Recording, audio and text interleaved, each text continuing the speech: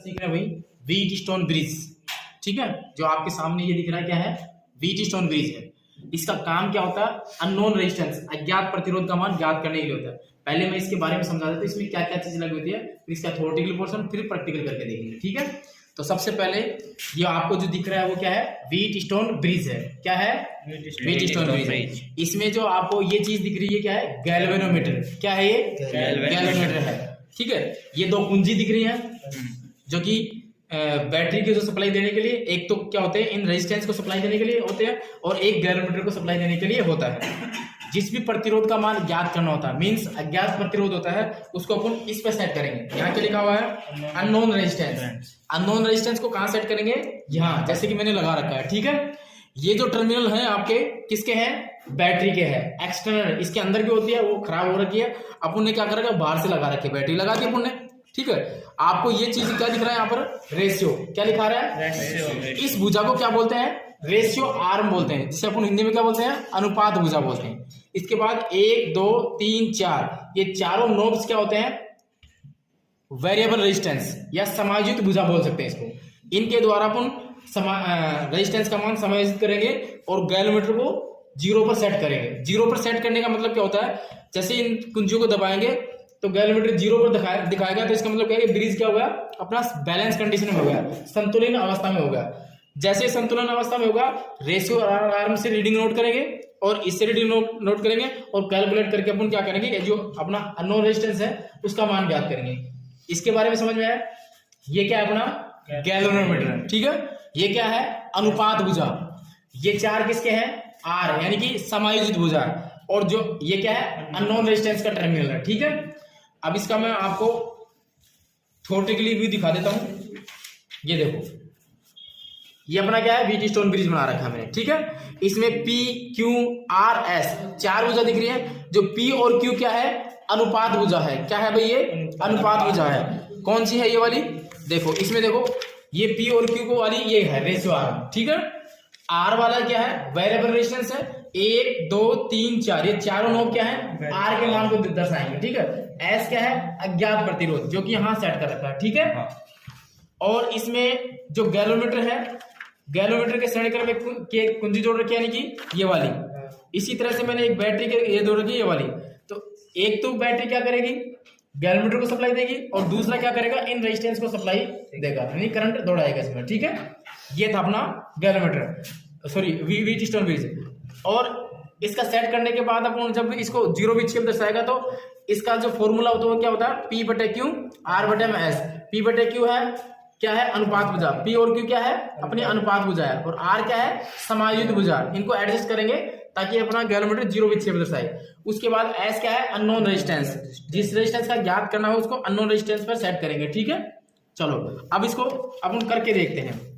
पहले मैंने क्या कर दिया, एक रेजिस्टेंस लिया, उसको अननोन रेजिस्टेंस पर सेट कर दिया, बैटरी को सेट कर दिया। अब मैं इन दोनों को एक साथ प्रेस करूंगा। एक साथ प्रेस करने से क्या होगा, करंट गैल्वेनोमीटर में भी जाएगा, और ये जो रेजिस्टेंस, ये पीछे क्या है, इसके रेजिस्टेंस है, इन रेजिस्टेंस में भी जाएगा।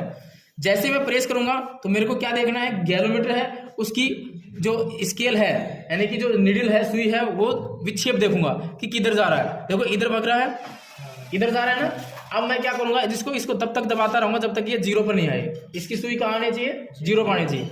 सबसे पहले मैं क्या करूंगा, रेशियो आर्म को सेट करूंगा। रेशियो आर्म सेट कर दिया मैंने। अभी भी देखो क्या दिखा रहा है, 0 विक्षेप दिखा रहा है। ये देखो 0 दिखा रहा है। मान लो सपोज देन ये 1 के रेशियो में चलेगा, ये रेशियो आर्म। मैंने मान लो इसको कहाँ सेट कर दिया, ये इसमें देखो नोब के ये पॉइंट है, 0.001 पे सेट कर रखा मैंने।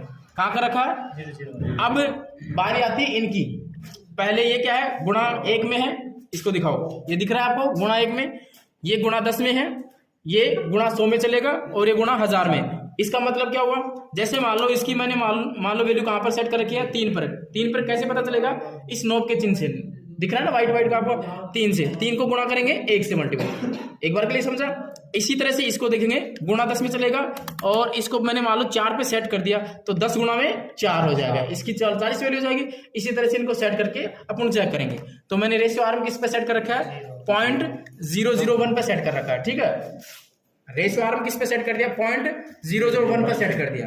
अब मैं दबा के देखता हूँ गैल्वेनोमीटर के, देखो सुई किधर जा रही है, इधर की तरफ जा रही है। तो मैं इनको नॉब्स को घुमा के देखूंगा, इसको घुमा दिया, फिर इसको घुमा के देखूंगा, इसको घुमाऊंगा, इसको घुमाऊंगा, देखो आ रहा है।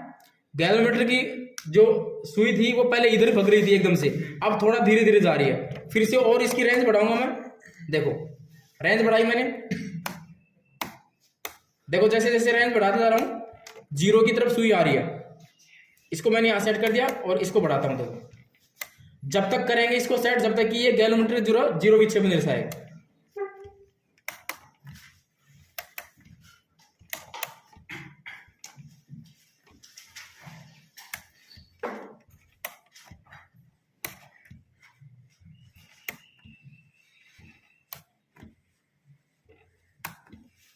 देखो हो रहा है गैल्वेनोमीटर। अब इसकी सुई देखेंगे गैल्वेनोमीटर की, दोनों को प्रेस किया एकदम से, गैल्वेनोमीटर जीरो पर हल्का फुल्का तो डिफ्लेक्शन दिखाएगा, लेकिन जीरो के आसपास ही दिखा रहा है। अब ये गैल्वेनोमीटर जीरो विक्षेप दर्शा रहा है, इसका मतलब क्या होगा, ब्रिज संतुलन अवस्था में होगा। कहाँ हो गया, संतुलन अवस्था में होगा। अब इसकी रीडिंग कैसे लेंगे भाई, हमने ब्रिज को सेट तो कर लिया, संतुलन कर लिया, अब इस अज्ञात प्रतिरोध का मान भी तो ज्ञात करना पड़ेगा अपन को। तो मैंने क्या कर दिया, इसको इतना काम समझ में आ गया अपन को। अब क्या करेंगे, रेशियो R1 से P/Q का मान नोट करेंगे, इन चारों से R का मान नोट करेंगे और उससे अपन फॉर्मूले में रख करके अननोन रेजिस्टेंस का मान ज्ञात करेंगे। ठीक है, चलो मैं करके देखता हूं। अभी ये सर्किट डायग्राम समझ में आ गया आपको। अब देखो मेरा क्या था, P/Q, उसका मान कितना दे रखा है, देखो आप बताओ कितना दे रखा है। ये नोब कहां सेट हो रही है, 0.01 पे सेट हो रही है, और ये किसके अनुपात में चलती है, 1 के अनुपात में, 1 के अनुपात में चलेगा 0.01 यानी कि 0.1 पर। फिर से देखिएगा, इधर दिखाओ आप, रेशियो किस पे सेट कर रखा मैंने, 0.01 पर। P/Q का मान 1 के अनुपात में कितना लेगा मैंने, 1 के अनुपात में क्यों, यहाँ 1 से चलेगा, ठीक है। तो 1 बटे में कितना आ गया, 0.01 हो गया। इसको सोल्व कर लेता हूं एक बार मैं। P/Q बराबर, इस पॉइंट को हटाऊंगा तो ऊपर क्या चले जाएंगे, 2 अंक के बाद जो है तो कितना हो जाएगा, 100/1 हो जाएगा। यहां तक समझ में आया।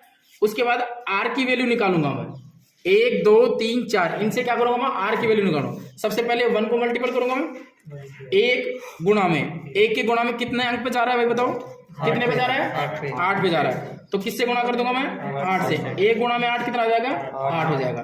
फिर दूसरी नोब पे चलता हूं, 10 गुणा में कितने पर चल रहा है, 10 पे चल रहा है। 10 को 10 से गुणा किया तो 100 हो गया, ठीक है। फिर अगले वाली नोब पे चलूंगा, किसकी रेंज में चल रहा है ये, 100 की मल्टीपल में चल रहा है। 100 गुणा में कितने पे सेट हो रहा है, 9 पे सेट हो रहा है, 9 हो गया। 100 गुणा में 9 बराबर कितना हो गया, 900 हो गया। आगे वाली नोब पे चलता हूं, कितने मल्टीपल पर है, 1000 में है।